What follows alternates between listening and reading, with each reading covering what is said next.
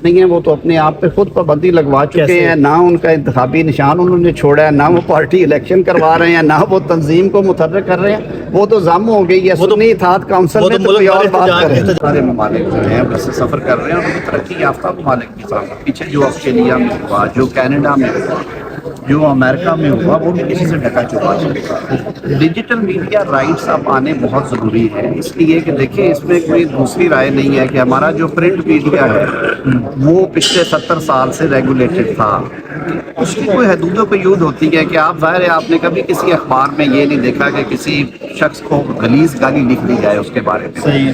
میں نے کسی ٹی وی چینل پہ کسی ٹاک شو میں کسی پارٹیسپینٹ کو یا اینکر کو یہ کہتے نہیں سنا کہ جو وہ فلاں شخص ہے وہ اس طرح کا، اور اس کے بارے مغرضات اور گندی گالیاں نہیں ہم نے دیکھی۔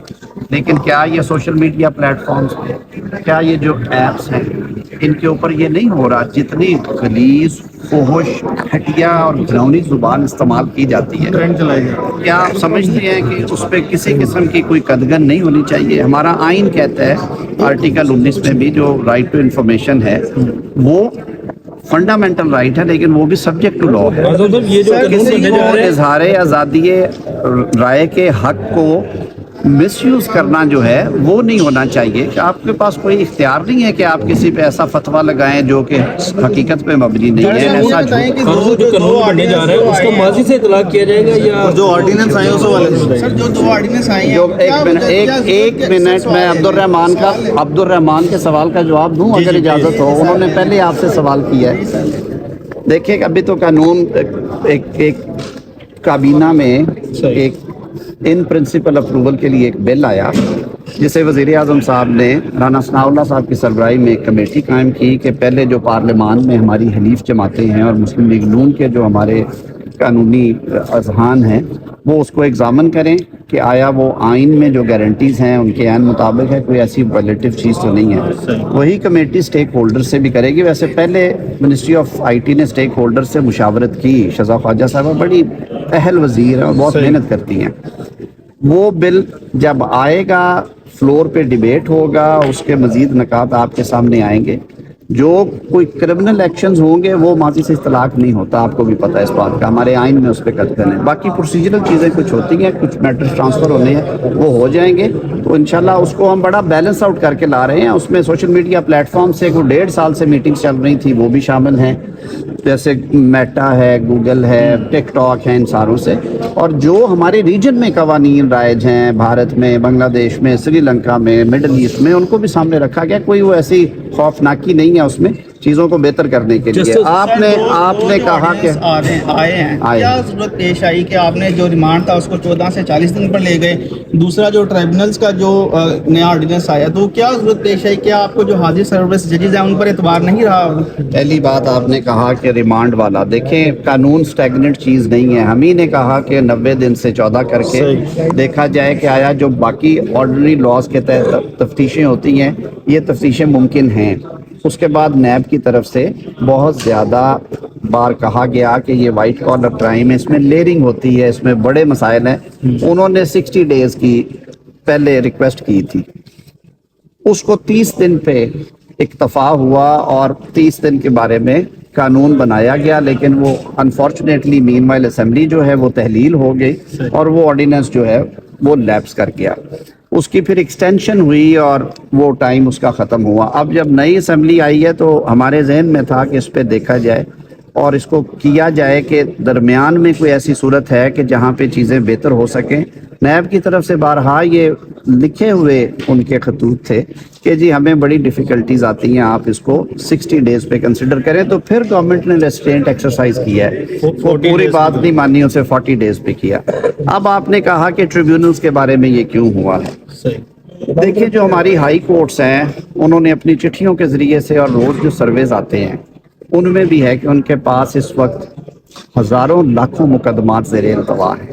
لوگوں کی جو عمر قید کی اپیلیں ہیں وہ 2015 اور 16 کی میرا اپنا ایکسپیرینس ہے، 9 سال سے عمر قید کے جو قیدی ہیں ان کی اپیلوں کی باری نہیں آ رہی۔ جو دیوانی مقدمات ہیں وہ 20 سال سے پینڈنگ ہے ہائی کورٹ میں، رٹوں میں 3 سال رٹیں پینڈنگ رہ جاتی ہیں۔ नए इलेक्शन लॉज में जो 2017 में मुतारफ कराए गए थे उसमें एक टाइम फ्रेम दिया गया कि इस 7 दिन के अंदर ये जवाब आएगा, 14 दिन के अंदर इश्यूज फ्रेम होंगे, फिर उसके बाद जो 6 माह के अंदर अंदर फैसले होने हैं, ये डे टू डे हेयरिंग्स होंगी।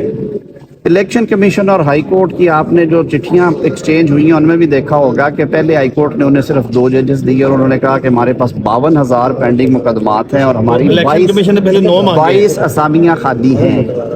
उसके बाद जब दोबारा नॉमिनेशंस आई तो ये कुल्ली इख्तियार मैरम अली केस में सुप्रीम कोर्ट का लार्जर बेंच ये तय कर चुका है कि 212 आर्टिकल और 225 आर्टिकल के जो ट्रिब्यूनल्स हैं वो कुल्ली इख्तियार है इलेक्शन कमीशन का उनको अपॉइंट करने के लिए।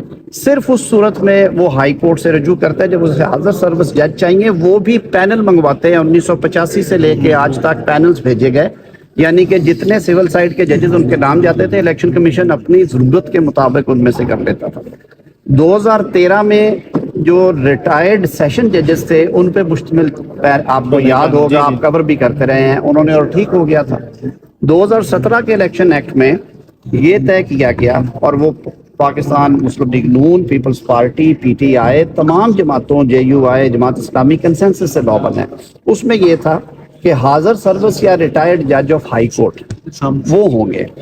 फिर एक फ्लोर ऑफ द हाउस पे एक तरमीम इंट्रोड्यूस करवाई गई इलेक्शन एक्ट में जुलाई 2023 में कि उन्होंने कहा कि जी सिर्फ हाजिर सर्विस रहेंगे। अभी जब ये सारा मामला चला तो पार्लिमानी अमूर को फिर इस पे बैठ के डिलिबरेट किया और हमने कहा कि ये कंट्रोवर्सी कहीं किसी खौफनाक सूरत हाल में ना लैंड कर जाए। असल मकसद है कि फैसले हों और जो डेडिकेटेड ट्रिब्यूनल्स हैं हुकूमत की नज़र में डेडिकेटेड ट्रिब्यूनल्स ज़्यादा बेहतर चॉइस होंगे। ये हाई कोर्ट के रिटायर्ड जजेस हैं जिन्होंने बहुत ऑनरेबली हाई कोर्ट में खिदमात सर अंजाम दी हैं, हज़ारों लाखों केसेस किए हैं, उसी ओथ के तहत उन्होंने हाई कोर्ट में भी काम किया है और ट्रिब्यूनल में काम करने से पहले भी उनका ओथ वही होता है। सही है, तो इसमें कोई घबराने की जरूरत नहीं। ये किया इसलिए गया है कि इलेक्शन कमीशन के पास ओपन ऑप्शंस हों, जहां पे वो चाहते हैं कि उन्होंने नंबर्स बढ़ाने हैं। हाई कोर्ट में आज शायद करीम साहब की जजमेंट के अंदर लिखा हुआ है कि हाई कोर्ट के जजेस ने 70 किस्म के और मुकदमात सुनने हैं, उनकी मसरूफियात हैं, उनके अपने रोस्टर्स हैं, master of roster chief justice साहब हैं, वो उसको देखते हैं कि कब बंदा स्पेयर करना है, कौन सा बंदा करना है, कितना काम करेगा, कितना नहीं करेगा। ये आइन के आर्टिकल 225 की मंशा नहीं है। फिर आर्टिकल 219 क्लॉज सी पढ़िए, जो ट्रिब्यूनल की कॉन्स्टिट्यूशन है वो कुल्ली इख्तियार जो है वो इलेक्शन कमीशन का है और हुकूमत बाय लॉ बनाती है। क्या सर? तो इसलिए सेक्शन 140 में की गई है, इसमें कोई अदरवाइज सोचने की जरूरत नहीं है।